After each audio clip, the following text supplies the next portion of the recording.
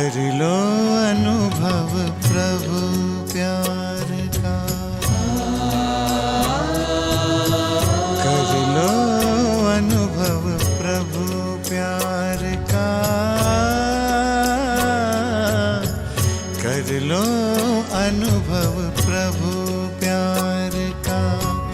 बाहों में वो बुला रहा, वो करुणा कर दया का सागर, स्नेह में सबको समा रहा, स्नेह में सबको समा रहा। आओ प्रभु शरण आओ,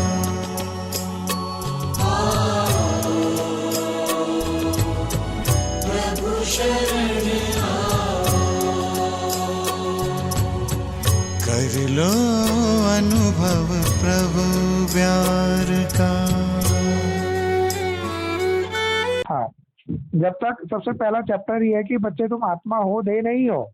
जब तक जब पहला चैप्टर ही देह की पहचान का ये मर्ज नहीं हुआ है, तो समझ लो किताब के और चैप्टरों की पढ़ाई कैसे आ जाएगी। क्योंकि हर एक कोई भी सब्जेक्ट उठा के देखो, डे की दुनिया में भी कोई भी सब्जेक्ट देखो, पहला जो चैप्टर होता है वो सबसे इजी होता है, ताकि आगे आगे चल करके और सिलेबस क्या हो जाता है, हार्ड हो जाता है। उसी बुक के अंदर क्या हो जाएगा, सिलेबस हार्ड हो जाएगा। तो इसी तरीके से पहला ही चैप्टर आत्मा का है और पहला चैप्टर ही क्लियर नहीं है, तो इसका मतलब क्या है कि वी की धारणाओं में भी चल रहे हैं। ज्ञान की धारणाओं में तो जब आएंगे जब पहला जब ज्ञान की धारणाओं में तो जब आएंगे कि जब पहला चैप्टर क्लियर होगा, पहले चैप्टर की समझ होगी, पहला जो चैप्टर है उस ज्ञान का तीसरा नेत्र होगा, तब जाकर के तो आध्यात्म की ज्ञान का, या ऐसे कहते हैं कि ब्राह्मण जीवन जिसे कहते हैं पवित्रता का, जिसे कहते हैं ब्राह्मणत्व, ये पवित्रता ब्राह्मण जीवन का विशेष श्रृंगार है। ब्राह्मण माना ही पवित्र और देह अभिमान माना ही अपवित्र। तो देह अभिमान का जस्ट उल्टा होता है क्या, आत्माभिमान। जब आत्म अभिमान है तब कहेंगे पवित्रता, जब देह भान है तो कहेंगे अपवित्रता। तो देह से अपना मेल होना या फीमेल होना, नर होना या नारी होना, ये सब क्या है, ये अपवित्रता है। और जब अपवित्रता है, ये यूं कहेंगे कि विद्या है, ये वी की धारणा है। जब वी की धारणा है तो वी की ही तो नॉलेज को जानेंगे। जब आत्म धारणा होगी, आपकी पहचान की धारणा होगी, तभी तो ज्ञान मूर्त बनेंगे। ज्ञान मूर्त का मतलब देह की मूर्त के जस्ट अपोजिट। एक है मट्टी की देह, एक है स्वयं की देह, लाइट की काया, जिसके लिए बोला था व्यक्तवाणी में भी कितने बार, तुम बाप दादा से मिलन मनाना चाहते हो, लेकिन तुम चाहते हो कि बाप दादा मट्टी की देह से आ जाए, और तुम मट्टी की देह इतनी होगी, मट्टी की देह से तुम मिलन मेला मनाना चाहते हो। तो मिलन मेला कैसे होगा, एक चमकीली ड्रेस वाला और एक मिट्टी की देह वाला, कैसे मिलन मेला होगा। मिट्टी की देह उतारना बड़ा मुश्किल लगता है क्या, बहुत टाइट हो गई है क्या, या मिट्टी की देह छोड़ने में बड़ा शर्म आती है क्या। इस मिट्टी की काया को की पहचान से अलग होना बड़े बड़ा कष्टदायक है क्या। तो वही चीज है कि मिट्टी की काया की पहचान है, चेहरे मोहरे की पहचान है, तो ये अभी क्या है, अंधेरा है, अपवित्रता है। और अपवित्र को ब्राह्मण नहीं कहा जाता, क्योंकि अपवित्रता में एक चीज और अपवित्रता में ही सर खड़े हो सकते हैं, अनेक सर हो सकते हैं, लेकिन पवित्रता में एक सर के अलावा दूसरा सर नहीं होगा। सारे सर एक समान एक दूसरे को नतमस्तक करते हुए होंगे। ये एक चीज और सुन लीजिए ना, अभी इसी के साथ टैली हो रहा है ना। हेलो, बताइए। देखिए, देह अभिमान, देह अभिमान है, सौ अभिमान है, निराभिमान जिसको निरहंकारी भी कह सकते हैं। हेलो, तो देह अभिमान का मतलब हो गया अपवित्रता।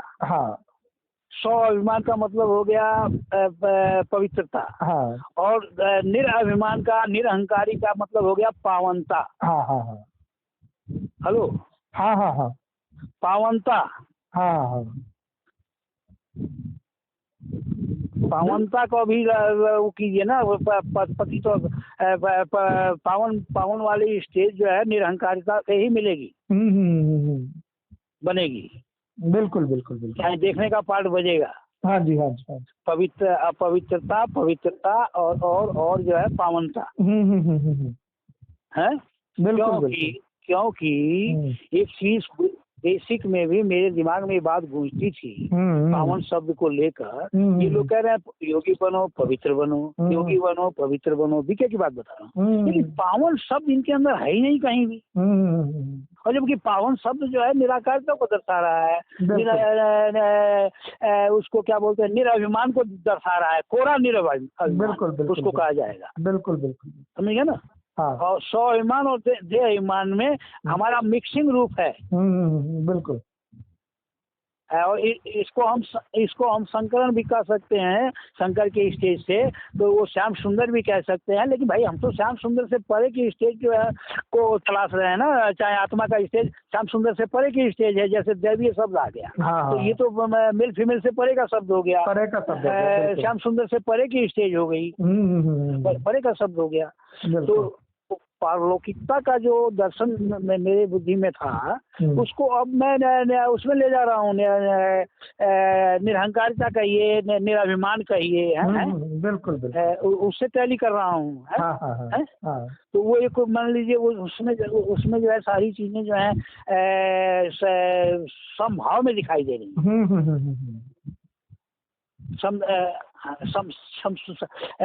जो सम दृष्टि, समानता जो दिखाई दे रही है ना, ये सब समान है और सबको समाना है। बिल्कुल बिल्कुल। और समाना और सामना करने की शक्ति दोनों आ रही है उसमें, है। बिल्कुल बिल्कुल। तो दोनों का वो है सामना भी। भाई आदमी के लगे जितना नॉलेज रहेगा तभी ना सामना करेगा। जितना नॉलेज है उस हिसाब से सामना करेगा। बिल्कुल बिल्कुल। और समाने की शक्ति भी उसके अंदर आ जाएगी। तो ये सारी चीजें जो है, अब पावनता को भी इसमें मैंने जो है अच्छी तरह से समझना पड़ेगा। पवित्र में ही उलझे रह गए तो पावनता जो है वो हमारी जो है वो हो जाएगी। और पावनता जबकि मेन है। पतित और पावन है। पतित और पावन का जो है संबंध है ना, है। बीच में मान लीजिए हमने पवित्रता को पेश कर दिया बीच में, और पवित्रता को बीच में रख के हमने जो है पवित्र बनो योगी बनो, पवित्र बनो योगी बनो, जिससे असली राज जो है गोहे राज समझ में आया नहीं। बिल्कुल बिल्कुल। हम वही जो है अपना उसी में उलझे रहे। और अब जो है पावन दृष्टि का निराभिमानता का जब दृष्टिकोण आएगा तो हम एक स्वतः जो है हमारा काम होगा। और बाकी जो है अब ये प्रोसेस तो जो है देवी माँ बहुत माने दिव्य है और बहुत अच्छी तरीके से जो है ये प्रोसेस को कोई अभी थोड़ा बहुत हलचल हो रही है तो लोग समझ रहे हैं कि बस हो गया, अब काम अब जो है अपना जो है वो लेके तैयार हो जा रहे हैं। और क्या जो भी है, बल्कि अभी तो कहते हैं भविष्यवाणी करने लग जा रहे हैं। हाँ, लेकिन देखो वो किस आधार पे कर रहे हैं, वो भी उन बीज रूपों के आधार पे उनको स्पष्टीकरण हो रहा है, बीज रूपों के पाठ के अनुसार। हाँ ठीक है ना।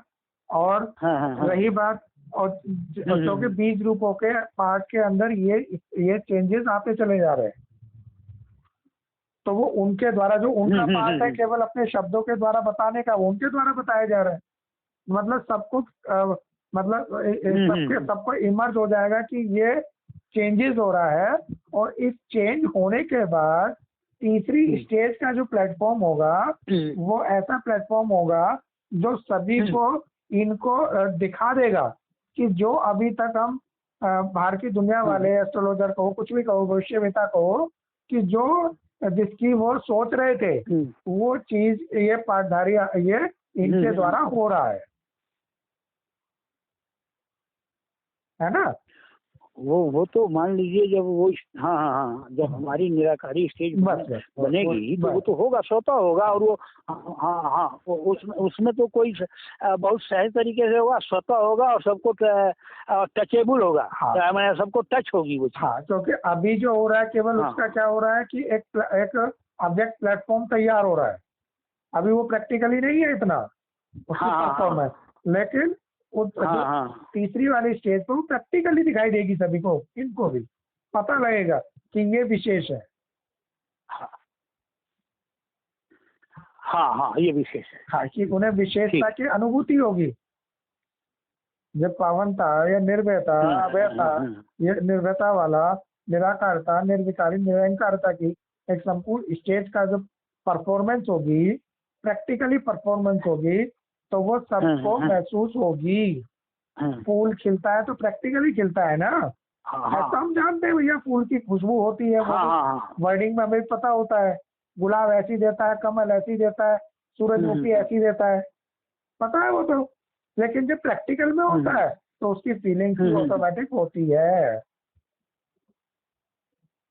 तो महसूस का सबको ये पार्ट अनुसार क्लियर होने का सीन रखा हुआ है।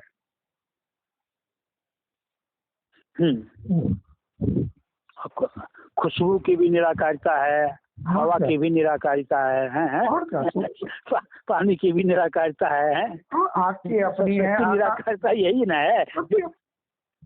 और क्या, एक तो होता है उनके बारे में जानकारी और एक होता है उनका प्रैक्टिकल प्रारूप।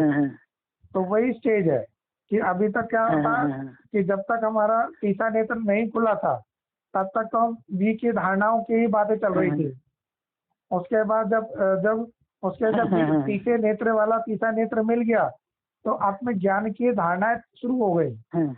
और उसके पश्चात फिर क्या हो गया, केवल ज्ञान आया और उसके पश्चात फिर ज्ञान की धारणा युक्त हो गए, जो थर्ड स्टेज है। क्या हो गए? एक और स्लोगन याद आ गया जी। एक और स्लोगन याद आ गया अभी, इच्छा मात्रम अविद्या लिखा हुआ है। हेलो, बिल्कुल। ये स्लोगन था बीच में, इच्छा मात्रम अविद्या। तो भाई जब इच्छाओं से हम अविद्या रूप धारण करेंगे, चाहे अविद्या रूप को प्राप्त होंगे, हमारी इच्छाएं स्वतः जो है वो लुप्त होना शुरू हो जाएंगी। हम जो है इसके बाद आत्मज्ञान की तरफ बढ़ेंगे। और क्या, जब तक इच्छाएं हैं, इच्छा मात्रम अविद्या, इसका भी तो भाव लेना है ना हमें। बिल्कुल। इसका भी भाव लेना है। और नष्टो मोहा स्मृति लब्धा, जब हमारे अंदर स्मृति पहले आएगी तब ना हमारा नष्ट होगा, दृष्टि हमारी चेंज होगी, हमारी दृष्टि चेंज होगी। और ये मैंने कहने का मतलब कि ये स्लोगन उल्टे पड़ रहे हैं। ये जो स्लोगन है अब उल्टे दिखाई दे रहे हैं। हमारी क्या नाम, नष्टो मोह स्मृति लब्धा। जब हमें स्मृति प्राप्त होगी तब हमारा मोह नष्ट होगा, उसकी विशेषता कुछ और होगी। हम जानबूझ के जबरदस्ती भार के रूप में मोह को नष्ट कर रहे हैं। और सब समझेंगे कि हमें स्मृति आएगी। हमको एक स्वतः मैंने स्मृति आ रही है तो हमारा मोह नष्ट होने में सहज तरीका होगा, हल्केपन में कर लेंगे उसको। बिल्कुल मोह को नष्ट। तो ये हमारी फाइनल स्टेज है। स्लोगन भी उल्टा हो गया। फाइनल स्टेज है, ये हमारी साइलेंट स्टेज है। ऐसे ही वैसे इच्छा मात्रम अविद्या, हम विद्या को अविद्या के रूप में कन्वर्ट कर देंगे, बिल्कुल हमें जो है आत्मज्ञान की तरफ हमारा बढ़ेगा, ज्ञान रत्न बनेंगे हम। बिल्कुल। हमारे विद्या रत्न तो बनाया नहीं। और वहाँ भी मान लीजिए लौकिक में कहा जाता है कि विद्या की देवी सरस्वती को दिखाया गया है। बिल्कुल। तो कहा, क्योंकि वहाँ देह से संबंधित ज्ञान ही जो है लोग दिखाई दे रहा है बीके तक, ये इसी की देन हुई कि वहाँ देश से संबंधित देश से उस काम को किया जा रहा है। देखो वास्तविकता में देखो, विद्या की देवी कहो, ज्ञान की देवी कहो, है तो सरस्वती। विद्या की देवी कहो, वो तो ठीक है ना, सरस्वती तो है। हाँ, मतलब जो हमारा आत्मिक दैवी स्वरूप है, अपने समय के अनुसार जब उसका ज्ञान का पार्ट होता है तो ज्ञान आता है, और जब वी की दुनिया का पार्ट होता है तो वैसे ही संकल्प विचार और होते हैं, वी की धारणा वाले होते हैं, है ना। नहीं, कहने का मतलब इंटरनली जब ब्रह्मा विष्णु, सुनिए, इंटरनली जब ब्रह्मा विष्णु महेश का हमने दर्शन किया अपने अंदर, अंदर द्वैतवाद, अंदर निर्वैतवाद, अंदर निर्वैतवाद है ना, तो हमने दर्शन किया, तब ना हमको ये हुआ कि भाई सारी चीजें हमारे अंदर है, हम और लेकिन जो बाहरी कर रहे हैं कि वो ब्रह्मा है, वो विष्णु है, वो शंकर है, चाहे ब्रह्मा को उसमें देख रहे हैं, तो उनकी बात कर रहा हूँ, मैंने विद्या से संबंधित, और जो लोग जो इंटरनी कर रहे हैं। देखो बिल्कुल सही बात है, हम भी वही कह रहे हैं, क्योंकि है तो वो आत्मा का ही पार्टनर, कि जिस समय हम आत्माओं के संकल्पों में भी की धारणा आ रही थी, और अभी क्या आ रही है, मातृत्व की, स्व की धारणा आ रही है, तो स्व की धारणा ही ज्ञान है और वी की धारणा ही विद्या है। लेकिन बस वो दोनों का समय का अंतर है, बस समय का अंतर है कि जब वो अंधेरे का समय था, जब अंधेरे का समय था देह की दुनिया का, तो देह की धारणा विद्या चली, और उसके बाद जब आत्म जगत की बात आई तो स्व की धारणा आ गई, स्व का ज्ञान आ गया। है तो सब हम आत्माओं की धरोहर है ना, हम आत्माओं से ही तो इमर्ज हुआ, उसे ही तो सरस्वती कहा गया। जो उसको तो इग्नोर नहीं किया जा रहा, वो तो ठीक है सर। कहते हैं सरस्वती, सरस किसको कहा जाता है, जैसे कहते हैं एक रस अवस्था, सरस अवस्था, तो सरस मतलब वो मतलब एक समान अवस्था है उसकी, उसमें ना मतलब अविनाशी, अच्छा, रोशनी भी और अंधेरा भी, अच्छा, क्योंकि अविनाशी पार्ट है ना। अच्छा। हाँ, तो बस उसी के अंदर एक उसी रस में तो क्या बह रहा था, आत्मज्ञान था, दिन की दुनिया, उसके बाद रात्रि की दुनिया आई, तो उसी रस से क्या बह गया, देखा ज्ञान बहा, उसी वीणा से क्या देंगे, तो वही हो गया, सरस हो गया ना। सरस हो गया, सरस भी हो गया, और फिर उसके बाद मान लीजिए फिर हमारी स्टेज चेंज हुई, तो हम जब संकरण में आए तो शंकर पार्वती का पार्ट बजा, और ये संकरण वाली स्टेज जो है हमारे, इसमें जो है हमको मैंने अलौकिकता का है और उसका कहने का मतलब कि आपको पारलौकिकता का दर्शन कराया इसमें है। बिल्कुल।